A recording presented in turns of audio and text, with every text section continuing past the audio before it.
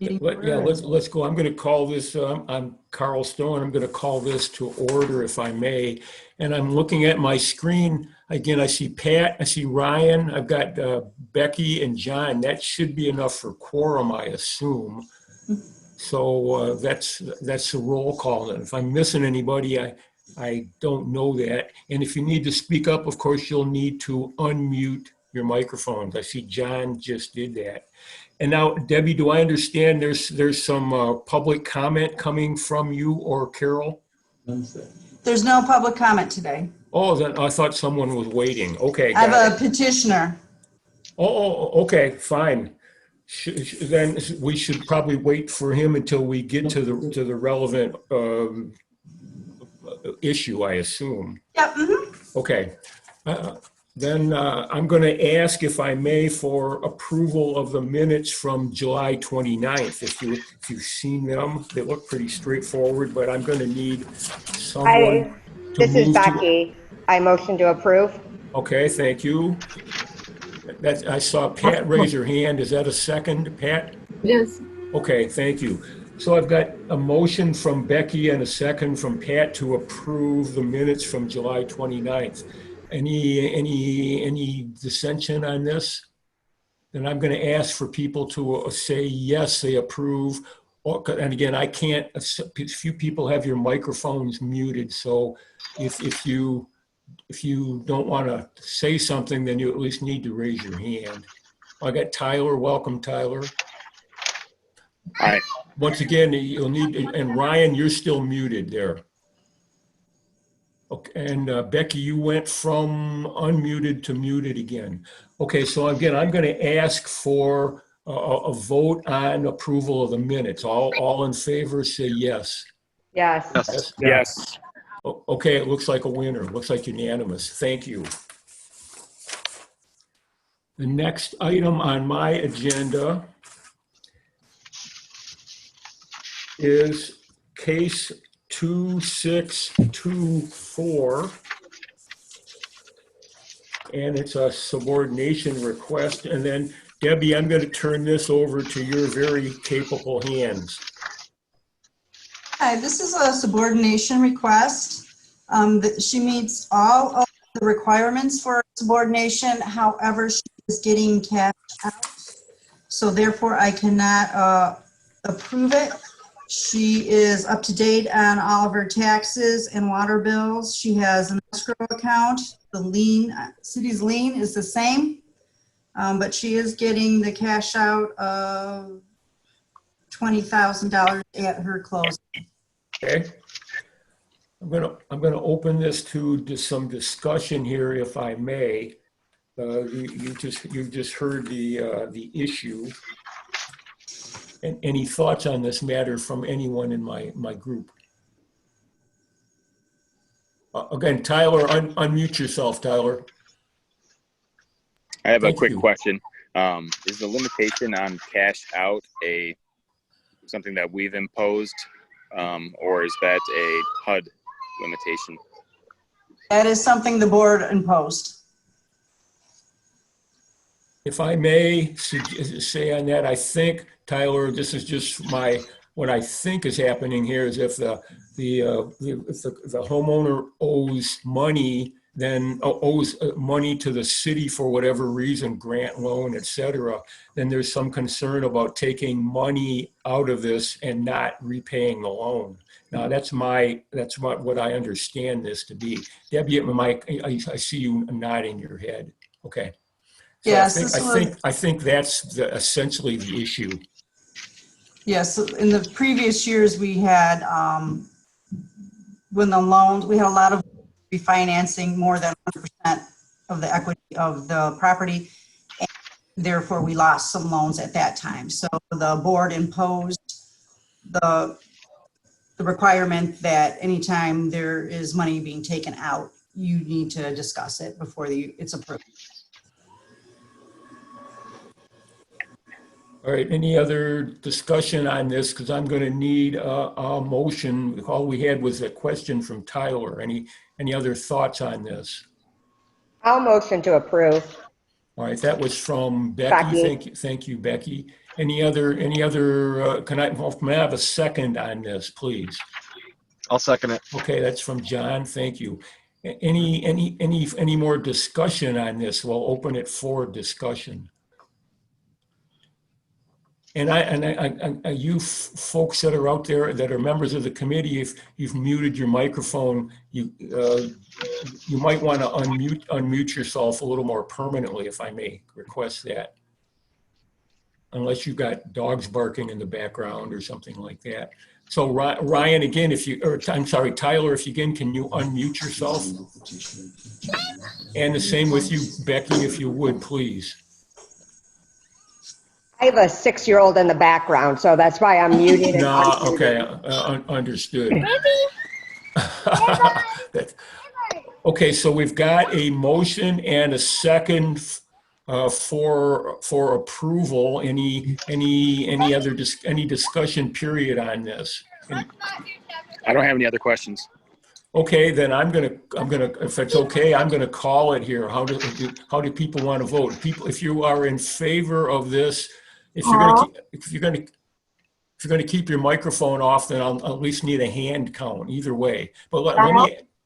Carl, I'm getting a chat note that the homeowner is on the line and would like to speak. That's fine with me. Is that? Oh, I see her there. That's good. Go ahead, please, homeowner. Hello, can you hear me? I can, yes. Okay, great. My name is actually Tracy Nasri. My mother-in-law is here. She is the homeowner that we're doing this for. Okay. So I just wanted to clarify, and I'm speaking on her behalf if that's okay, because I understand the process. She does not. Sure. So I just wanted to clarify what is going on so that you guys have all of the information. What we're doing is she's not actually getting cash out. They're rolling in her car payment as well so that she can have lower monthly debts all over. Her only payment will be her mortgage. They're also going to create a tax and homeowners insurance escrow, which she has not had previously. So everything will be rolled into one payment, and altogether it will actually be lower than her paying all of this individually right now. She will continue, obviously, to make the payments to the city, which she has to this point. She is well under 100% loan to value, but she's not getting cash out to just have cash at the end. We're rolling everything together so that it's one manageable payment at a very good interest rate. Okay, thank you. That was well stated. Thank you. I might need you to represent me sometime. You did such a nice job there. How lucky am I? I've been doing this for 20 years. So. All right. Any questions for the homeowner? I wouldn't. I just want to clarify that that's okay based on the guidelines, that it's okay under this program to be able to roll in outside debts and consolidate. That's not a problem. I mean, sounds like a great plan. Makes a lot of sense, but just want to make sure that that's allowed within the program. And Debbie, I think I just saw you shake your head that no, that's not a problem. Is that correct? Correct, it is not a problem. Okay, thanks. So, Good question. as long as they keep under the guidelines of the loan to value. The only thing I would always say is, I get nervous when people roll in a car over a mortgage. Cars don't really last 30 years or even 15, even 10. So like that's always a concern, I believe, when I see people doing that. I get the purpose of why they're trying to do it, to lower their monthly. But I mean, I'm still going to approve this tonight. But again, I always think it's a big concern when you're. And I absolutely understand that as well. Just to clarify, she's in her 70s. Her truck is almost brand new, and she drives like 10 miles a week. So this is pretty much it for her. But I totally understand what you're saying. Okay, thank you, Becky. All right, I'm going to ask for a voice vote on this. So Tyler and Becky, I'm going to need you to, however temporarily, unmute yourself. And I'm going to call this question. All in favor of this subordination, say aye. Aye. Aye. That looks unanimous. Good. Thank you. I think that's settled then, Debbie and Thank homeowner. you. Okay. Thank you. Can we move on then? Yes. All right, Miss homeowner, I'm sorry, I forgot your name already. You're welcome to stay or you can leave, but I think the matter's been settled in your mom's favor. Thank you very much. I really appreciate your time and I appreciate you hearing us out. Okay, nicely done. Thank you. Have a great night. Thank you. All right, the next item on my agenda is 2696. And I don't know that I saw that here. Yeah. Well, hold on, let me get unconfused. I'm sitting at my kitchen table as some of you are. Oh, I got it. Okay, never mind. Got it? Debbie, I have application number 2696 and 2765 together. Is that right? Right, she was before us. Okay, got it. Then I'm going to ask you, I'm going to turn this over to you, if I may, to enlighten us. This is a subordination request with 2,964 out at closing. Again, requires the board approval. She is still income qualified and we will remain in the same position that we are currently. Her loan to value is actually will be less now than it was when she got her original loans. Her income from her housing expenses is also lower with this new refinance. She is getting cash out. Her current loan payments are up to date. She does not owe any taxes or water bills, and there will be an escrow account with the new first mortgage. Debbie, tell me, why does this have two case numbers, please? She had two separate loans. Okay, got it. Yes, I see it now, of course. Okay. Any, among other members here, any questions for Debbie on this? No. This one seems like in our favor. Nope, kind of no thing. questions. Like, everything looks good about this one in my mind. I'll motion to approve. I'll second it. That was easy. So who was the motion from Tyler?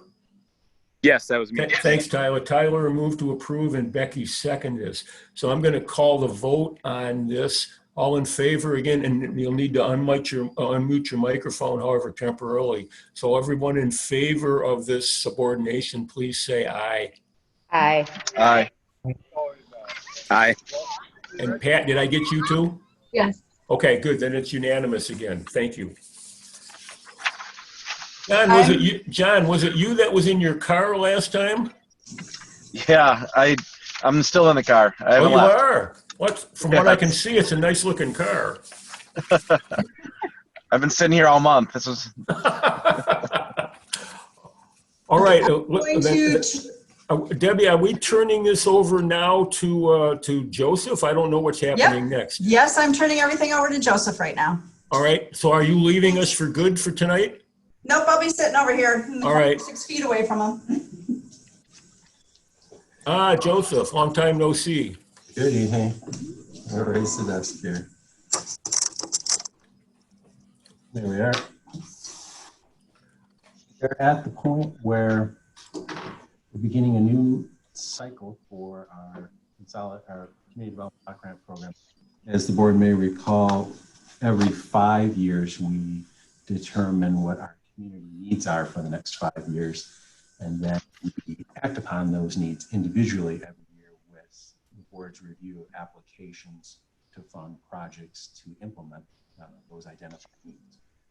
And as such, at the beginning of this process, we're required by HUD to hold a public hearing at what we refer to as the community needs assessment stage. So before we start to crunch the statistics to figure out statistically what is occurring in the city, and also surveying nonprofit groups as well as residents to try and determine what the community and the housing and community development needs are, we are required to hold a public hearing. We did advertise the notice for tonight's meeting for a public hearing. We did not receive any written or verbal public comments for the board's consideration. Joseph? Yes. I apologize, but many of us are having difficulty hearing you. You're kind of going in and out depending upon where you're facing, and you Okay. have a low voice, which is wonderful to listen to, but it's a little tough for us. I'll use this little microphone. I'll put a little closer to me. Hopefully that works. That sounds much better. Thank you. Okay, sorry.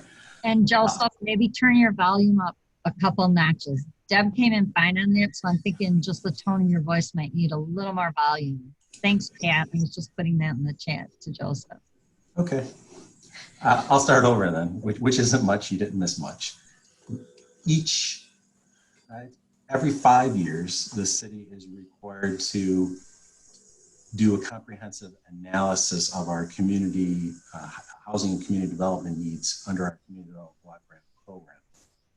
We identify those needs in our 5-year consolidated plan, and then each year we develop an annual action plan to address the needs identified in the plan.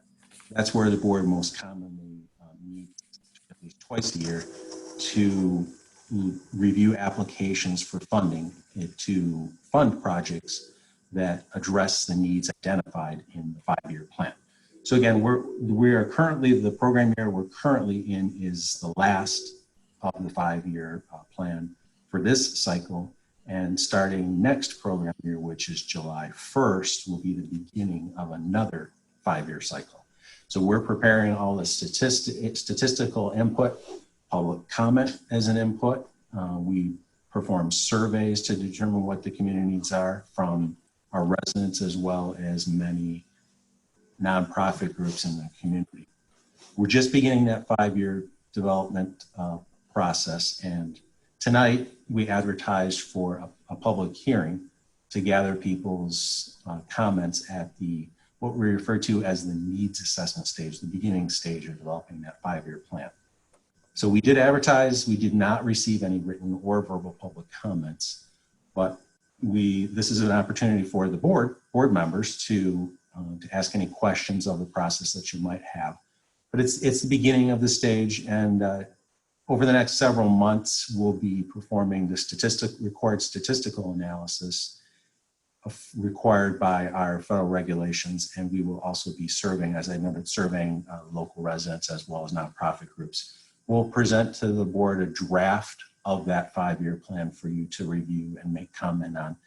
And you'll also be able to review all of the applications for projects to fund projects for next year, that first year in the cycle.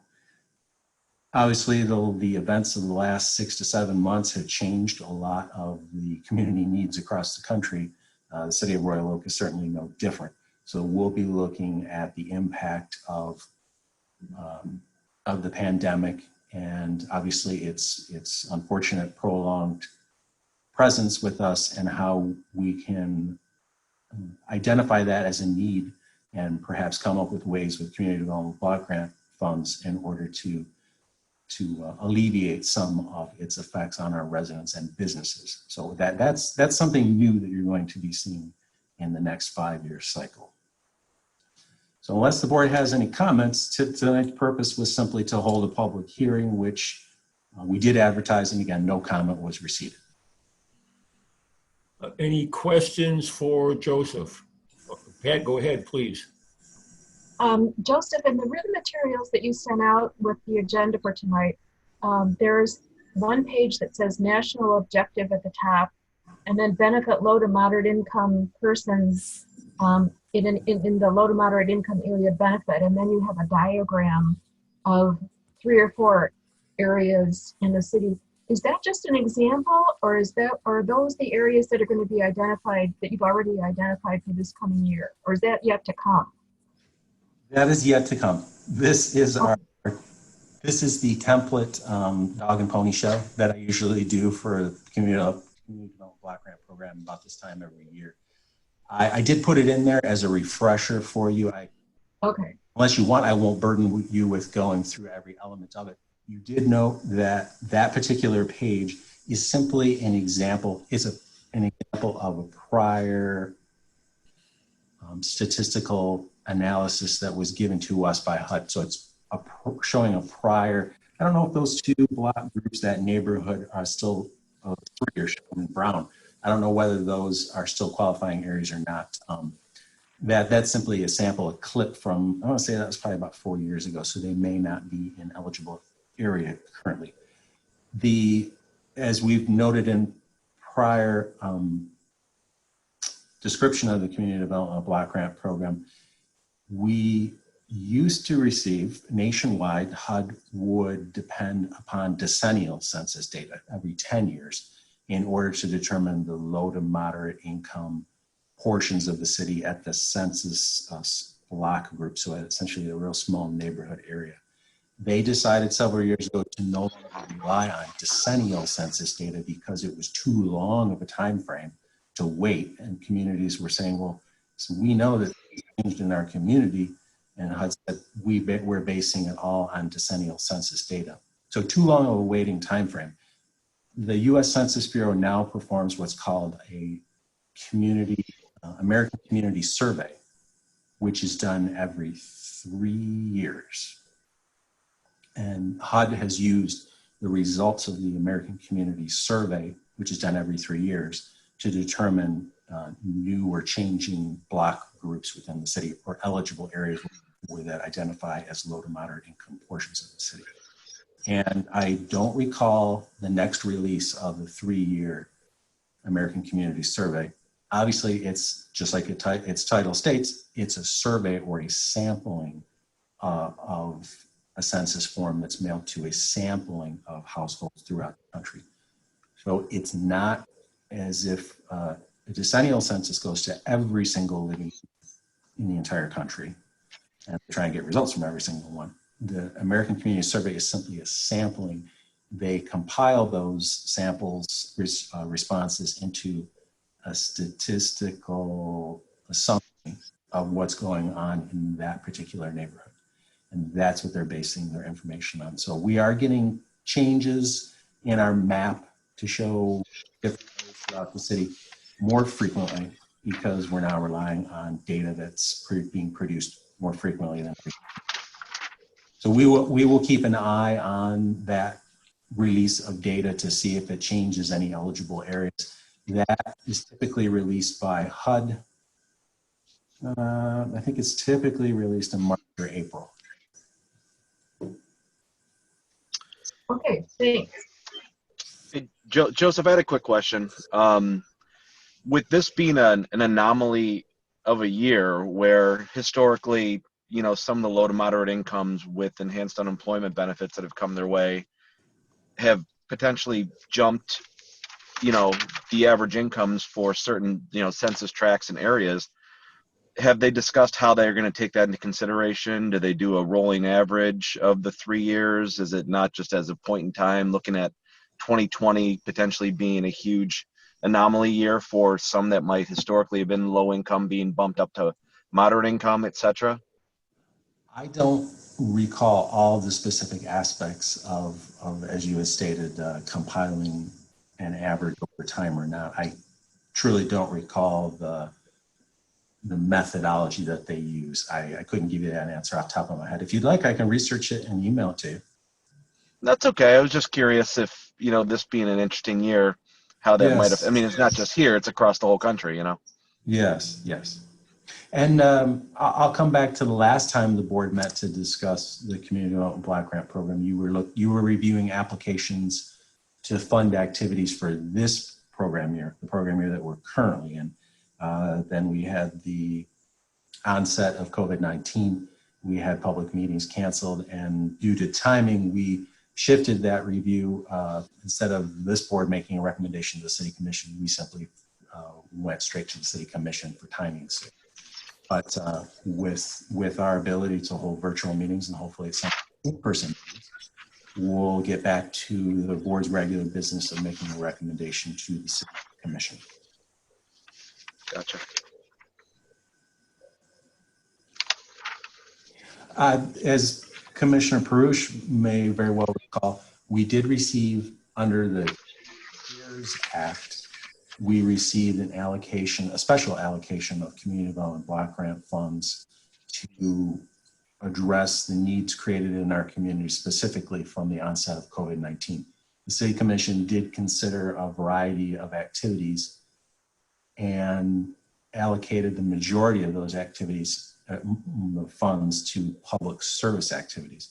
So we entered into contract with 2 social service agencies to provide rental assistance, free food distribution, and hotel vouchers for those who are experiencing homelessness. We also had money set aside for a small business assistance program. We're currently working with that additional pool of funds, and I want to say that was about $702,000 or $703,000 of additional funds from the CARES Act. We will be getting additional, that was what we'll refer to as HUD's first release or first round of CDBG funds. CARES Act. We will be receiving another round. We received notice 2 weeks ago, so we'll have to figure out when we're going to get those funds and determine how to spend those funds.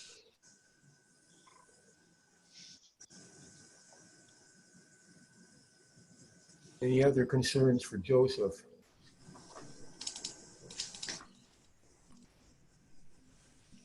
All right, hearing none.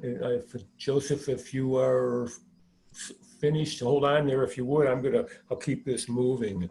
The next item on my agenda says a tentative schedule for community development block grant planning year 2021.